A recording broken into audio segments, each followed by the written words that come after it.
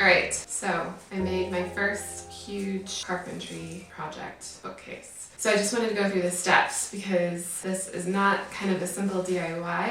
It took a lot of time, effort, and it also has to have a router. You really can't do it without. So for step number 1 for building a hidden bookshelf, the door jamb that you decide to use has to be level and plumb. This is a 120-year-old house, so all of our doorways are off. That meant I had to put in a new door jamb. And a lot of people will recommend that you rip out the current door jamb and put in a new one. I didn't want to do that only because this house is gorgeous and old and I didn't want to mess up the original door jamb. So I actually built one inside, which worked really well. I used oak, made sure it was level, drilled it into each of the sides, and it really has worked perfectly. After that, I built just the frame for the bookcase. I used 6-inch wide common board and it just worked really well. It was deep enough for books, but not too deep that it came too much into our reading nook. After you've done the door jamb, the easiest way I found to figure out the length and width of your bookcase is to cut out a scrap piece of wood, just plywood, nail it where you think you want the hinge, and then move it back and forth. That is really going to help you find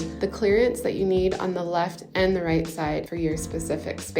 So I built the frame out. I made sure the frame fit. You have to give at least a 1/4 inch on the bottom and the top because the hinges will take up a little bit of room. Then that's when your router comes into play. You buy, I'll link in the description here, the kind of hinge that you can buy. And it's amazing. It's a ball hinge at the bottom. And then at the top, there's a hinge with a screw component on it so that you can adjust the level of the top drop that attaches to the top of your bookshelf. Kind of hard to explain. The hinges give you, when you buy them, a template, which I highly recommend using, which is what I use. And basically what you just need to do is recess the hinges in the top of your bookshelf, the bottom, and then the bottom of your door jamb and the top of your door jamb, and make sure that they perfectly line up. So I did that, brought the frame back, and made sure that the hinges fit perfectly. I had to do a little sanding on the side because it was catching a little bit as I opened and shut it, but it really wasn't too bad and too big of a deal.